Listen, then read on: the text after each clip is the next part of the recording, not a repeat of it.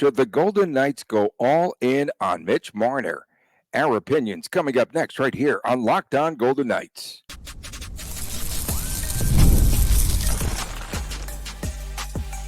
You're Locked On Golden Knights, your daily podcast on the Vegas Golden Knights, part of the Locked On Podcast Network, your team every day.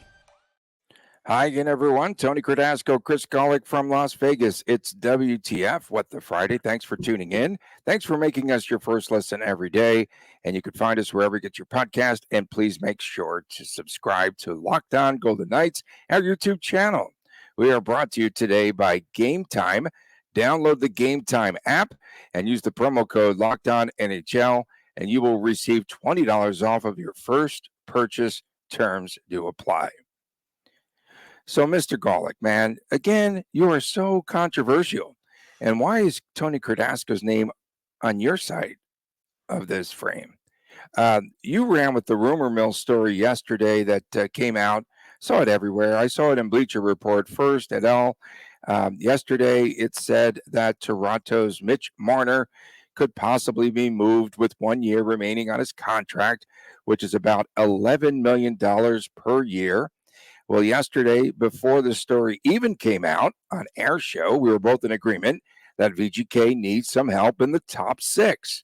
And the fans were up in arms with your response, Mr. Golick.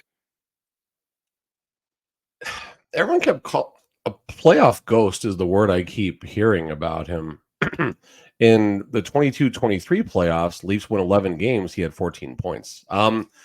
My perspective was pretty simple, and it was in response to what you and I talked about on Thursday's show.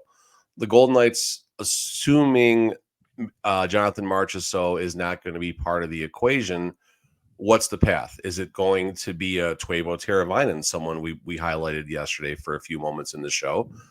Do they go for a superstar, or do they go for, two or three, $2-ish to $3 million type of players to hope one of those players pops? And then I don't know what publication started it, but one of the pot stirrers, not even me, one of the pot stirring websites out there says Marner to Vegas. And I didn't think much of it, like most of these things, And then someone said something on Twitter about it. And I'm like, okay, let's just look at Mitch Marner really fast. And I see for the last 4 seasons, he has played at 100-point pace. Last 5 seasons, really, actually, going back to 1920, he performs at nearly a 100-point pace in the regular season. 100 points, okay. Golden Knights could use 100 points, so why not? And then the mock that we keep hearing is Shea Theodore in a first, Mitch Marner. We've been trying to shop Shea Theodore.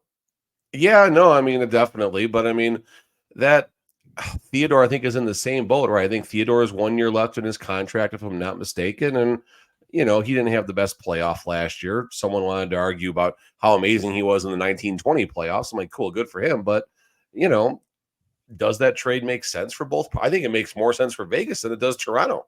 I think Toronto's the one losing out on that side of the deal, personally. Okay, and so just a reminder here for VGK fans that Vegas has no stake in Tony is putting a disclaimer out there right now, so something crazy is about to be said. Go ahead. The Golden Knights, they can sign anyone. Everyone's $11 million. There's no salary cap here in Las Vegas, folks. Marner has a no-move clause in his contract, and I do like shipping Shea Theodore and VGK's first-rounder this year for Marner, although that would be all their picks, I think, and they wouldn't have a pick at the Sphere. I don't know if they wouldn't have it. They wouldn't definitely have a first-round pick. And to be fair, Kelly McCrimmon has made a comment along the lines of the fact that the first-round pick is pretty important to the team. After listening to the show. After listening to the show, yeah. That the first-round pick is very important to the team. So, I mean, I get that. I understand, and it's the first pick, and it's the Sphere and everything. But at the end of the day, a first-round draft pick being at the Sphere in Las Vegas, at the home of the Vegas Golden Knights, the city at least, it ain't going to stop McCrimmon from moving it, whether it involves a Teuvo Teravainen, whether it involves that to be a free agent, but whether it involves anyone out there, there's no draft pick that is safe with the Golden Knights. And Say it again. I mean, I know one of the best comments I did see after everyone wanted to drag me up and down the strip was the fact that how many of these points that Mitch Marner got are a result of being out there with Austin Matthews. And that's fair. That's fair. But I mean, dude's been doing it for a long time and he's got to be doing something, right? Yeah. And we did have the intern posted a take of the week. Dasko Leonard, Golick Marner. Marner 57%. And one of the comments there, Tony's take on Leonard is the worst thing you can post, not on April 1st. Pretty good.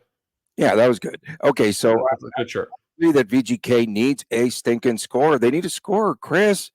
They have never had a 100-point player. And I see where you're coming from. And 3 times or more, Marner has had 94 points or better.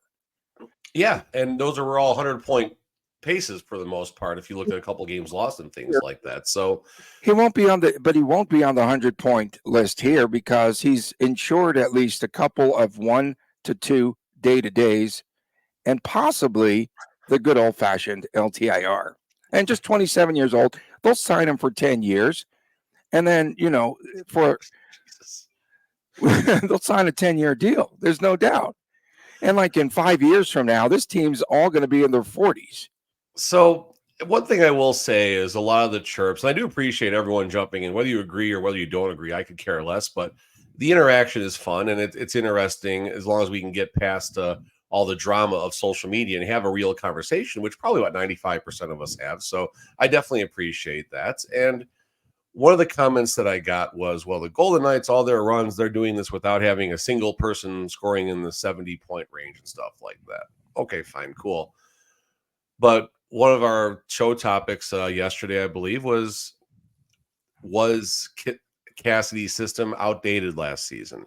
That was 2 days ago. Our team's catching on 2 days ago. Okay, our team's catching on to the Vegas Golden Knights right now. And the answer is Cassidy's system outdated? Not really. Are people catching up to the Vegas Golden Knights? Sure, they're Stanley Cup champions, and everyone was game planning for them last season. So maybe this is the time to shake things up a little bit. Maybe it's not about having a bunch of 40, 50, and 60-point players, but you have someone who is statistically a difference maker. And the playoff talk, I get all that, I do, but who shows up in Toronto for the playoffs? How are you going to hang Mitch Marner, the playoff failures of the Leafs on Mitch Marner when there's a lot of really good players? And this isn't it's like blaming Eichel for the problems in Buffalo. Like there's so much more to that situation. And listen, at the end of the day, if Kelly McCrimmon feels Mitch Marner will be better in Vegas than he is in Toronto,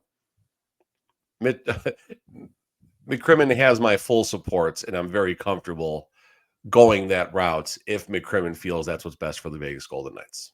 Okay, and Adam Oates, the Hall of Famer, saying yesterday that Mitch Marner should not be the scapegoat in Toronto because he's done so many positive things. But they are looking to reshape their team there.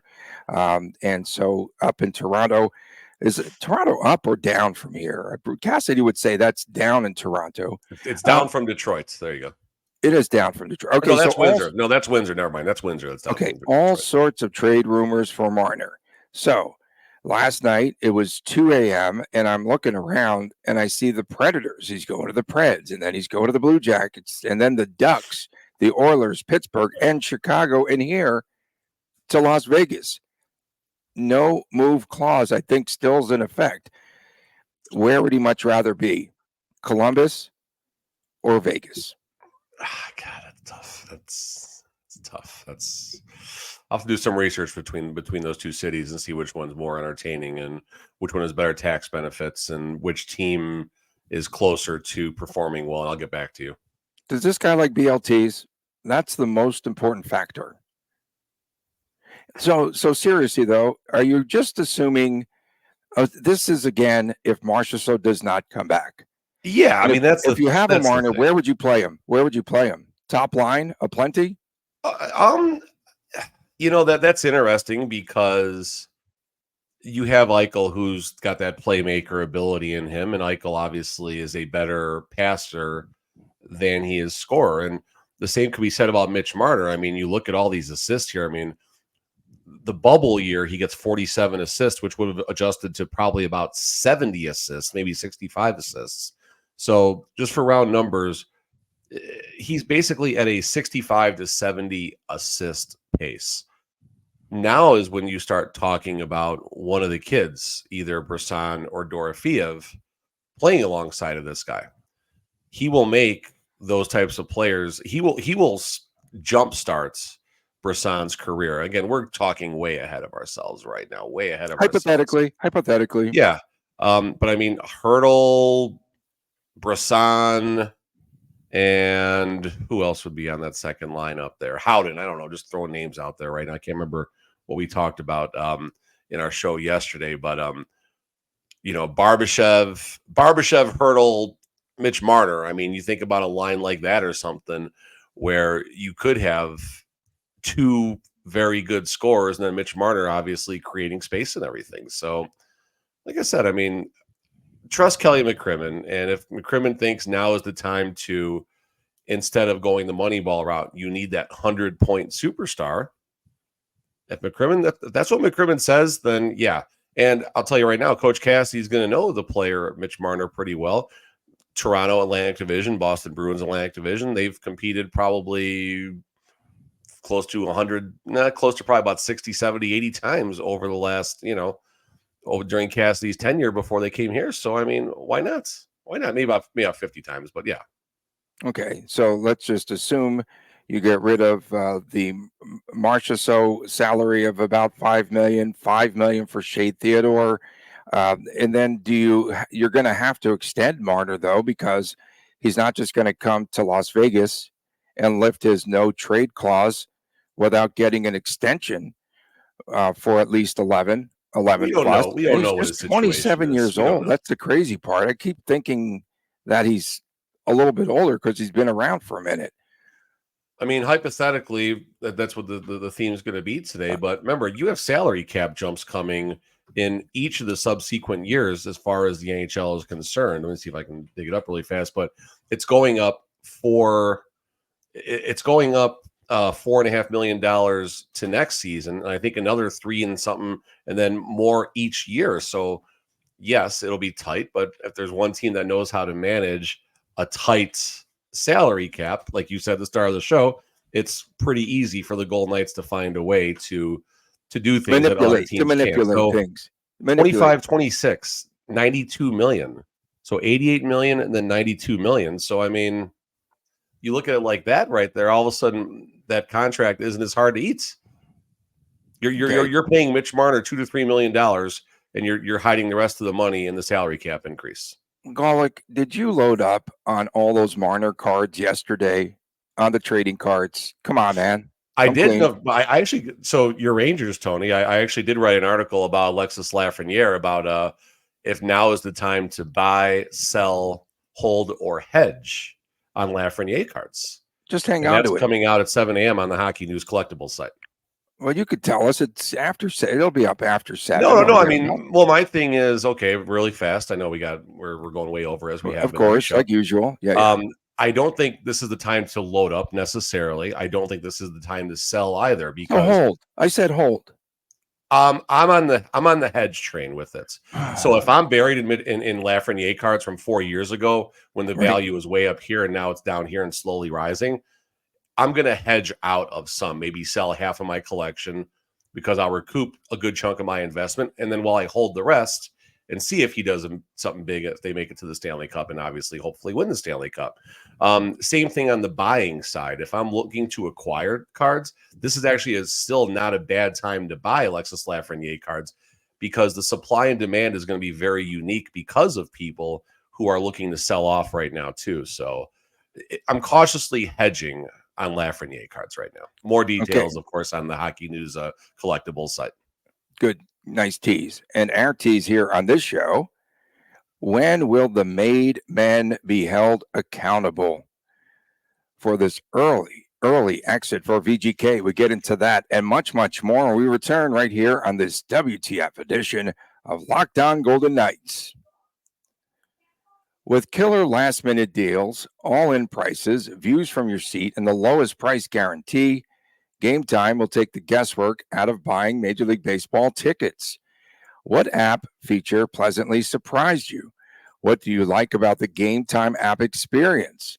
Well, a few examples: last-minute tickets, flash deals, zone deals, and they've got priority last-minute deals where you save up to 60% off of buying for last-minute tickets to sports, concerts, comedy, but you get the comedy for free here. But in theaters, of course, you don't. You can go to theaters. You can enjoy that. There's flash deals, zone deals. I like the all-in pricing. You definitely go to the toggling feature, and it shows the total up front with no surprise fees at checkout.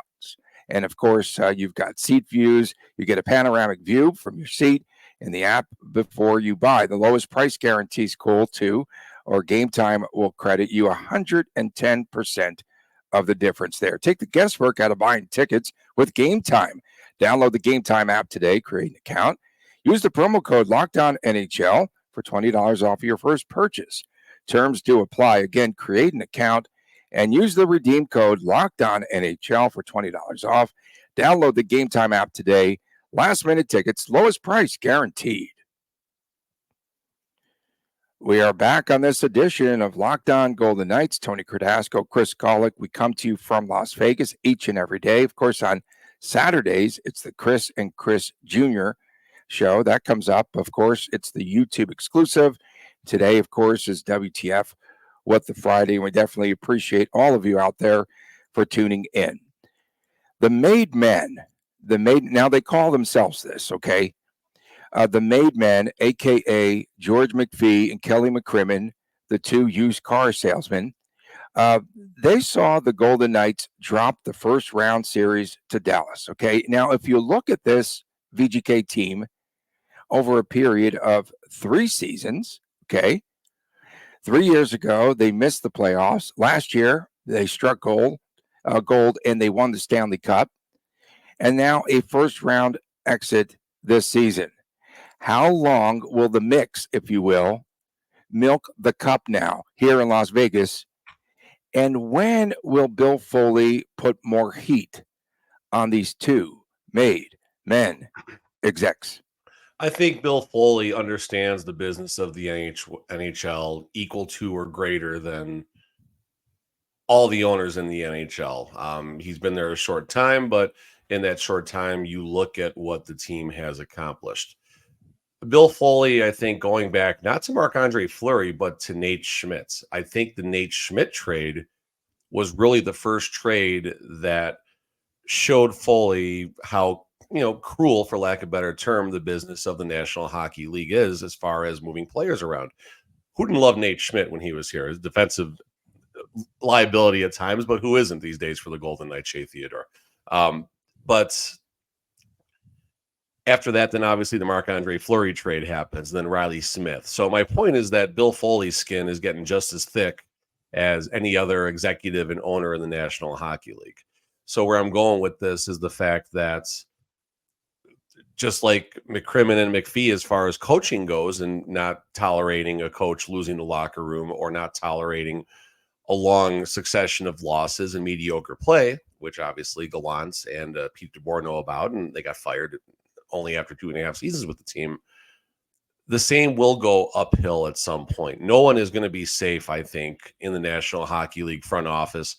No one's going to be safe in a Golden Knights situation if the team isn't performing. So now you start looking, start peeling the onion back a little bit here. Last 3 seasons, Golden Knights are like first, third, and second or something like that in man games lost due to injury. Now, I think Robin Lehner's total counts against that, but still, even if you take Lehner's numbers out of there, the Golden Knights are still comfortably probably in the top 5 for the last 3 seasons. I didn't go any farther back than that right now. Who is at fault for this roster and this aging roster and the situation the Golden Knights keep finding themselves in? Well, the answer is going to be McCrimmon and McPhee. They're the ones who do make this roster. And now all of a sudden you look at all the money that Foley's put into this team, all the players he's gone out and allowed McCrimmon and McPhee to get. He has not just one championship. Let's be clear about this. Foley's ego is as big as any owner, and he wants to win the Stanley Cup every single year. And if that starts to slip away a little bit, at some point there's going to be some pressure applied as early as next season. If the Golden Knights, they're in the same boat, if they're struggling to make the playoffs, if they come in as an 8 seed and stuff like that, the seat isn't just hot for Cassidy at that point. It's hot for everybody. Yeah, and I am sure that Foley will have a minimum for this upcoming season. Now, yes, he does want to win the cup, but he also wants his team to perform well in the regular season so they don't put themselves in a position where they're playing the top seed, where they're not a number 8. And again, injuries notwithstanding, he's not concerned about the injuries. Trust me, at the end of the day, he just wants to win and win again. Right. So they have to finish first or second, I would think, at the minimum. And they also are going to have to make it at least through a couple of playoff series so he makes more money on concessions because he's going broke, man. Yeah, he's going broke. Maybe he'll go buy another soccer team or something like that. But that's the thing. I mean, at the end of the day, when you're a business owner, whether it's that level or my level or our levels doing entrepreneurs, whatever it is, if you're not making money, the business doesn't work out as well as you would like it to. And then that's when changes get made to whether it's me trying to put different prices on my cards and my breaks and stuff like that, or whether it is a business owner, looking at concession prices because the ticket sales are all of a sudden starting to slip a little bit, or because the team is not making it out of the first round of the playoffs. I mean, all these things definitely do matter. And yes, McCrimmon and McPhee, it feels like they're in a good spot right now today. And, this is almost the hot seat debate that you and I had a couple weeks ago that got me lit on fire, even though you were the one, Tony, that said Cassidy was on the hot seat. And I said, it's a little bit warm. Let's see what happens next year. Well, the same definitely is going to apply to McCrimmon and McPhee right now. If the Golden Knights as a whole are struggling throughout next season, and if come January they are not in a playoff position, a secure playoff position for that matter, that's when things will start to be looked at. And yes, it always starts with the coach. Let's be clear about this, but let's just go really far ahead right now in our snow globe, in our sphere. Hear me out for a second. Just okay. Go ahead. Come on in. Let's go. If Cassidy fails this season, that will be a direct reflection on those two again. Yeah. So it is. It's McCrimmon would be the first to go. If Bruce Cassidy, the suntan kid, if he goes awry, and then we know that McCrimmon's gone. It's got to happen. It's a reverse of what's happening in Los Angeles right now. Rob Blake has made some interesting moves as the GM. Pierre-Luc Dubois, obviously, of course, is going to be the one, although he's doing well in the Team Canada stuff in the world right now, but we'll figure that out later. But the coach goes first, right? The coach goes first, and then the coach firing isn't necessarily the general manager sending a message. It's the general manager maybe sending a message to the owner like, hey, this is going to work. This roster is going to work. Well, okay, fine. Again, we're going way ahead of ourselves, but let's just pretend January comes. The Golden Knights are 10th in the West. Cassidy's lost the locker room completely, and it's a matter of time. And then come January 11th, all of a sudden, in the morning, McCrimmon it won't even be a press conference. It'll be a future endeavors tweet from the team about moving on from Coach Cassidy. And then go ahead another year.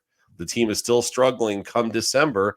That's when all of a sudden the front office is really going to be closely looked at. And so, yeah, they go hand in hand. No doubt. And while at Washington, McPhee, his teams 7 times won the division, but he's only made it prior to coming to Las Vegas, the Stanley Cup final in 1997 when he lost to Detroit.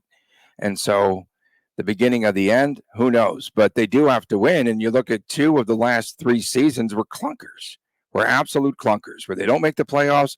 They have a first-round exit, and sandwiched in between, they get the cup. And we'll see. It's interesting. Coming up next, it's WTF. It's What the Friday. Stay with right here on this edition of Locked On Golden Knights. Passion, drive, and patience. What brings home the winning trophy is also what keeps your ride or die alive. eBay Motors has everything you need to maintain your vehicle. You can level it up to peak performance, from superchargers to roof racks, exhaust kits, LED headlights, and much, much more. Whether you are into speed, power, or style, eBay Motors has got you covered with over 122 million parts to choose from for your number one ride or die, you will always find exactly what you're looking for. And with the eBay Guaranteed Fit, your part is guaranteed to fit your ride each and every time, or you get your money back. Because with eBay Motors, you are burning rubber and not cash. With all the parts you need, the prices you want, it is so easy to turn your car into the MVP and bring home that win. Keep your ride or die alive at ebaymotors.com. Eligible items only. Guaranteed fit only available to U.S. customers. Back on this edition of Locked On Golden Knights, Tony Cardasco, Chris Golick reporting from Las Vegas. Thanks for making us your first listen each and every day. Tomorrow, the Chris and Chris Jr. show that comes your way on YouTube only, a YouTube exclusive, if you will. So I've got so many clients that come into town. They like music, man. So I went to go see the Dead and Company, and you were telling me it's not your jam. It's not my jam either. But it was a great show, and the animations last night, it was better than U2, actually, with all of the animations and stuff. Really good. I called it cosmic, I think, at one point. If anybody out there, Pearl Jam still has a show on Saturday. Coach Cassidy, you're a big Pearl Jam fan. I know you watched the show. If you're looking for someone, hit me up. Jack Eichel, too. Jack Eichel. Jackie, if you're out there and you have an extra ticket, invite your boy Golick. He said some great things about you this year, and that doesn't happen often. Yeah? Eichel's one of the made men. Messier, Gretzky, Chris Kreider. They were all at Grateful Dead last night? 3 goals in one period in playoff games. That's unbelievable company. Natural Hattie in the third period. Oh, my goodness. The win, huh? How great was that? So we were in the car listening to it. Chris was going nuts. He was having a good time. I was going bananas. I was at the Venetian Sportsbook before we went to the show. My Rangers, WTF. I got to give them a WTF. You know, I was a doubter. Amazing comeback and finish. On to the next, as they say, WTF. There we WTF. Go. WTF, another quick one in here. You know, you folks out there, why don't you blast other, quote, media people for talking about Robin Leonard buyouts, for crying out loud? They're coming after me. WTF. There you go. All right. So we obviously know I put this out there, just Mitch Marner as a, hey, what if I'm not necessarily holding court for the guy or anything like that. And all of a sudden, nearly 20,000, 16.8 thousand views later, all of a sudden we have the first show of our podcast on Friday. So I guess we'll start with the WTF just for that. But just going through some of these comments here, like Andy, Code and United. Yes, let's help the Leafs by taking $11 million off their top 6 so they can increase their depth and degrade our depth to become the Leafs. Okay, fine. The VGK's defense is okay, and if Shea Theodore were to go in a trade, VGK's defense will still be fine. I promise you that. He's missed 62 games in the last 2 regular seasons, and I think someone said he failed to, play greater than 7 or 60 games in 4 of the last 5, something like that, whatever. So that's the first WTF right there. And just going through all of this, let's see. I know there's a few more here. $11 million for a 30-goal scorer is tough. Vegas has enough playmakers. Okay, fine, whatever to that. There you go. My buddy Condos actually gives a good perspective here. There isn't a reason to trade for playoff Sharman Marner on their team. Regular season Marner, 194 goals, 576 games.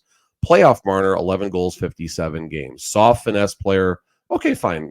Condos finally comes in and gives a very reasonable perspective. And then Ian says the Leafs are not trading for him a spot of strength since everyone knows that they have to trade him. Well, Ian, I'm going to remind you that it doesn't mean anything in today's NHL because the entire league knew that the Golden Knights needed to trade Marc-Andre Fleury, and the result was a nobody prospect who was, I think, shipped overseas before the season even started. So position of strength, whatever it may have you, if the trade needs to happen, it's going to happen, whether it's the Leafs working with Vegas or Chicago or any of the other Nashville, I think you mentioned off the air, Tony, before he came on, all these different spots where it could end up happening. It'll happen if it needs to happen. So WTF for everyone for chirping in here. But the last thing I will simply say is if Kelly McCrimmon thinks Mitch Marner should wear the Golden Knights logo on his jersey, it'll happen. And if it does happen, it's going to be fine. And one more thing I will leave everybody with. Someone made a comment on my thread that everyone in Vegas was all excited when the Jack Eichel trade went down and Alex Tuch, the beloved Alex Tuch, was shipped out. I call BS on that one. How many people in Vegas were very concerned? Because what do we know about Eichel at the time? Locker room cancer. Mm-hmm. Doesn't show up in the playoffs, but no one shows up in the playoffs in Buffalo. All these negative things about Eichel is all we heard in Vegas. So there was concern there. There was legit concern there that Alex Tuch should have been here and Jack Eichel should not have been here. Well, things worked out okay in the end with that. So just trust Kelly McCrimmon, everybody. That's all. WTF. That's one and done today. One and done. Okay, you're going to have to help me look up some more WTFs here because I didn't get any sleep last night. We've got VGK fan in Toronto. WTF, I must say I'm interested in seeing this team improve as much as the next guy. If Marner is a solution, so be it. But would also love it if Marchessault is in this lineup. Just saying WTF. Our good friend, XReb_FanX, talking about our poll. You know, who had the hotter take, Chris or I this week? Me with Len or him with Marner. He said, yeah, there needs to be parameters here. One take actually made sense. The other was Tony's. WTF. Well, so what was the vote for, Tony? Were they voting for which take was worse or better? I didn't get a hold of the intern yet. I don't know. It just said it said which take, whatever. I have no idea. When do we get an intern? Our boy E runs. WTF. It's going to be a long summer. It's definitely going to be a long summer here. Someone said happy for Tony and his Rangers. Great comeback game. You have no idea. I was going ballistic. Our guy, Darth Tommy. WTF. Very unpopular for me to suggest, but if we can't expect to get 60-plus healthy games out of Captain Stone, he might have to go. If we want to repeat, just saying. Another just saying. WTF. Did you see Josh Fitzpatrick showed up again under another fraud name called VGK Mickey Mouse Frauds? It's another people think that it's a great burner. It's really a great burner. People think we're just throwing stuff here randomly. Rig, I think, actually has the best WTF. Can we get a Las Vegas portal like the New York City Dublin one? So if you don't understand what that is, I guess there's like this big video thing where you're standing in front and you're actually interacting with people. New York and Dublin have one. They're interacting with each other live. And a lot of people have been exposing parts of their body, flashing, if you will. And yeah, so that's where Rig is coming from. Rig is sicko, but WTF there. And then I got tripped like 6 more times about the Marner takes here. Like, come on. I know. Do you have at VGK Mucky? WTF is Chris thinking with Marner being a good idea for Vegas. He's a great player. I'd love him here in gold, but it's not what we need in the slightest. We have an elite playmaker already. What's wrong with 2 elite playmakers? Seriously, what's wrong with having 2 elite playmakers in your lineup? Is he talking about Carlson as the other? Like, who's the other elite? No, he didn't say 200-foot talent, Tony. Yeah, this is true. Okay. I couldn't get through an episode on WTF without mentioning Vegas Bjorn. We appreciate everyone tuning in. You have something more? No. I'm the one who brought him up, and yeah. Okay. We appreciate everyone tuning in. Thanks so much, especially our everydayers. Yeah, good. I got meetings to go to. Unbelievable. This never ends in Vegas. No. I tell my clients yesterday, I get dressed in the morning, I go out the door, and I never know when the day's going to end. God's honest truth. Like something happens every stinking day. That's why we love it here. I'll take that over wearing a name tag. No disrespect. Exactly. Again, our everydayers, you folks make this show happen. So continue to chime in. We're going to have more crazy takes, of course, because that's who we are. And people say they're not legitimate. They say they're not legitimate takes. And then somebody else is writing about it or chirping about it or doing something on TV or on radio. And then it's okay. You'll hear more Marner talk. A lot more coming up this weekend, I'm sure, wherever you're at. Okay. We appreciate you tuning in. Thanks so much. Tomorrow morning, it's the Chris and Chris Jr. Show. I didn't get Shut Up Tony yet. Chris and Chris Jr. Show, and that's the YouTube exclusive. We'll see you on Monday right here on Locked On Golden Knights. And please do take care